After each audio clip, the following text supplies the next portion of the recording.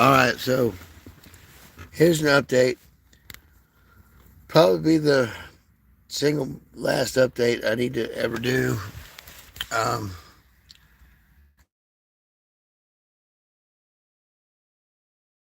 uh, purposes for being here, uh, as far as being a help to everybody in case shit is when shit hits the fan.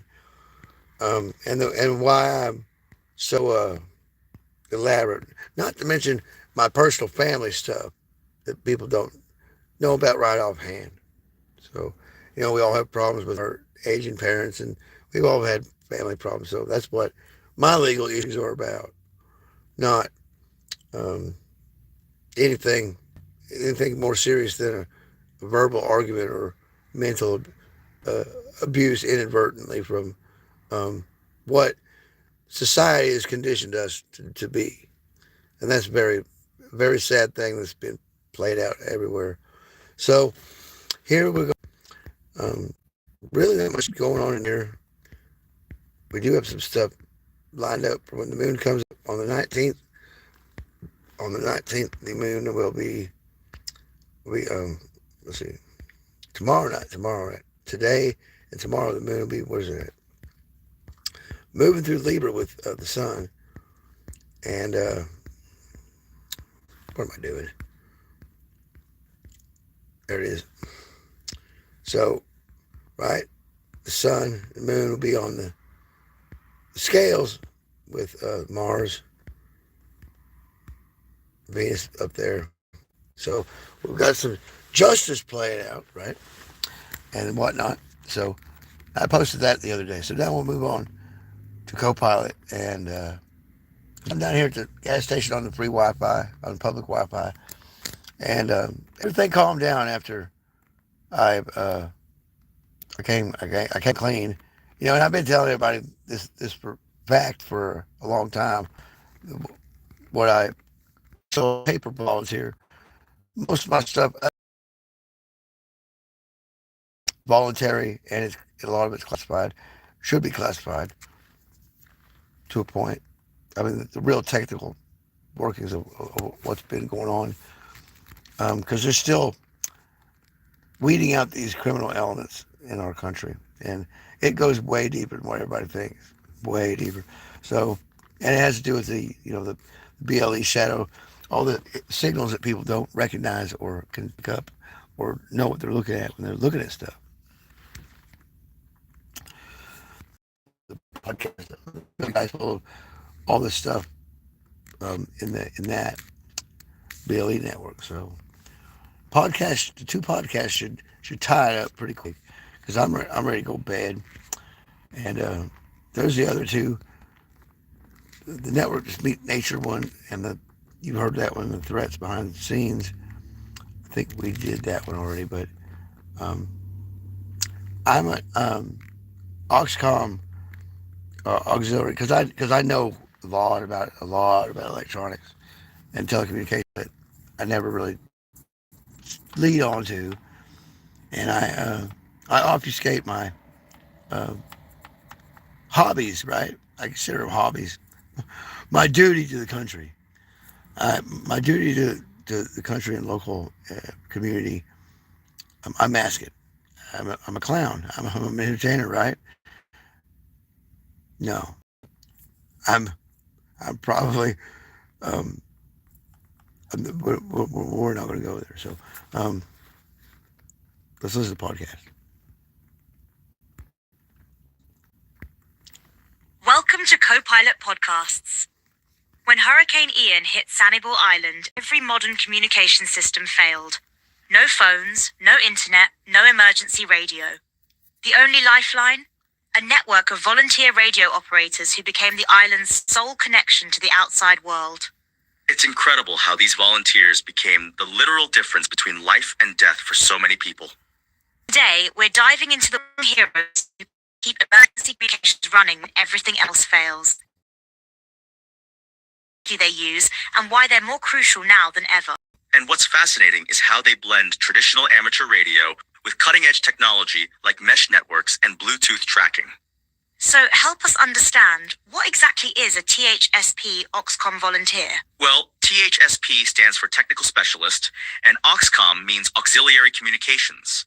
These are highly trained volunteers who integrate into the official emergency response system. They're not just random people with radios, right? Not at all. They need extensive training, FEMA certifications, specialized Oxcom courses, and state-level credentials. They're essentially emergency communications professionals who volunteer their time and expertise. And they work within something called the IS structure? Exactly. The Incident Command System, or ICS, is the standardized approach used by all emergency responders. Oxcom volunteers fit into the communications, or COMU. Let's talk about what they actually do during an emergency. During Hurricane Ian, when the only bridge to Sanibel Island collapsed, Oxcom volunteers provided the sole communication link for coordinating rescues and evacuations. Wait, they were the only way to communicate? Absolutely. When cell towers are down, internet's out, and even emergency radio systems fail, these volunteers can still get messages through using their equipment and expertise. And they bring their own equipment, right? Yes, they maintain what's called a Go Kit: portable radios, antennas, power supplies, everything needed to set up emergency communications anywhere, anytime. That's impressive. But here's what I find fascinating. They're not just using old school radio technology anymore. Right, they've embraced modern technology. They deploy mesh networks for high-speed data, use Bluetooth Low Energy for tracking assets and personnel, even integrate with satellite systems. Can you explain mesh networks? That sounds intriguing. Think of it like a web of connected devices. Each node can send, receive, and relay data. If one path fails, the network automatically finds another route. It's incredibly resilient. And this all works when regular networks are down. Exactly. These networks can operate completely independently of traditional infrastructure. They can even run on solar power if needed. You mentioned something earlier about Bluetooth tracking. How does that work? They use Bluetooth low-energy beacons and gateways to track emergency responders, equipment, even environmental conditions. It's crucial for safety and coordination. That's way more high-tech than I expected. And here's something even more interesting. They're incorporating what they call ceremonial overlays into their operations. Ceremonial overlays? What's that about? It's a fascinating blend of technology and psychology. They use special QR codes, digital artifacts, and symbolic elements to enhance team coordination and morale during high-stress situations. So it's not just about the technical side? Not at all. Emergency response is incredibly stressful. These ceremonial elements help maintain focus, build team cohesion, and create a sense of purpose. Let's talk about training. How do people become Oxcom volunteers? First, you need an amateur radio license. Then there's extensive FEMA training, specialized Oxcom courses, and state-level certifications. That sounds pretty rigorous. It has to be. These volunteers often work in life or death situations. They need to integrate seamlessly with professional emergency responders. And they're constantly training, right? Regular exercises, drills, and joint training with emergency services. They practice everything from setting up emergency networks to coordinating large-scale responses. Let's talk about the future. How is this role evolving? We're seeing incredible innovation. Digital modes, satellite integration, artificial intelligence for network management, but always maintaining that core reliability of amateur radio. It's like they're bridging the gap between old and new technologies. Exactly. And that's crucial because emergencies are becoming more complex. We need both the reliability of traditional methods and the capability of modern technology. What about the human element? How do they maintain morale during long deployments? Those ceremonial overlays we mentioned play a big role. They maintain what they call whisper logs, digital records of actions and achievements that build team spirit. That's fascinating. It's like they're creating their own culture and traditions. And it works. Studies show these symbolic elements actually improve performance and resilience in high-stress situations. Let's talk about a real example. What happened in Boca Grande after Hurricane Ian? They implemented a permanent Oxcom system for the entire island. It's used daily for routine operations, ensuring everyone's familiar with it when disasters strike. So they're not just waiting for emergencies? No, they're actively involved in planned events too. Parades, festivals, marathons. It provides real-world practice and builds relationships with emergency services. What about documentation? How do they track everything during an emergency? They use standardized ICS forms, activity logs, and communications records. Everything must be documented for accountability and improvement. And they learn from each deployment, right? Absolutely. After-action reviews are crucial. They analyze what worked, what didn't, and how to improve. It's a continuous learning process. What motivates these volunteers? It's a huge commitment. Many are drawn to the technical challenges, but ultimately it's about service. They want to help their communities when they're needed most. And they're needed more than ever, aren't they? With increasing natural disasters and more complex emergencies, absolutely. They're an essential part of modern emergency response. Let's talk about the legal side. There are specific FCC rules for emergency communications, right?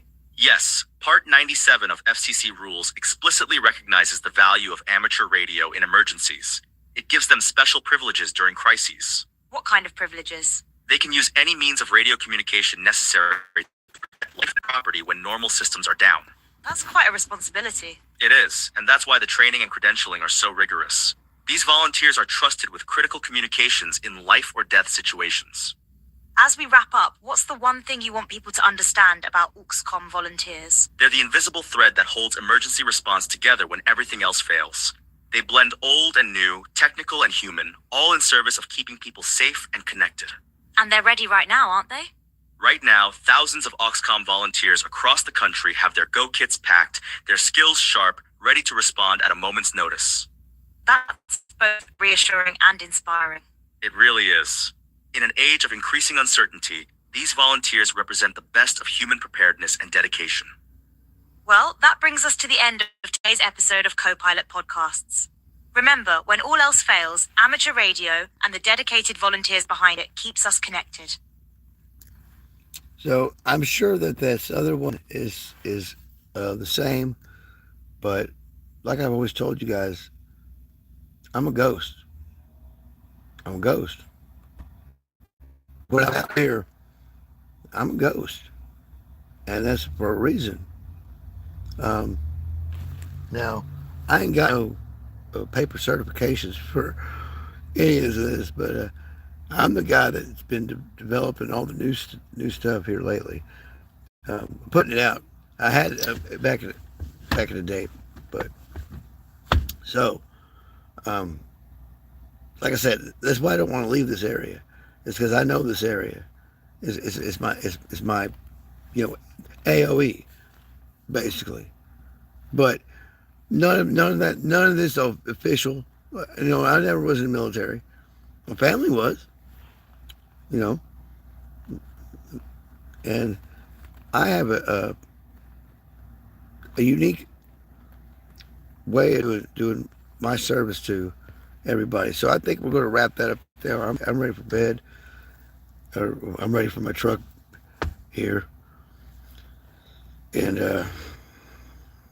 I just wish everybody the best moving forward, because we are wrapping these bad guys up real quick, and that's what you see going on here with me, with them pulling people over, checking them out. They're in my wake, or preclude me, or have anything to do with anything that I know that I haven't said, right? So the certain people in high places around here know what I know, but the rest of them just do their jobs.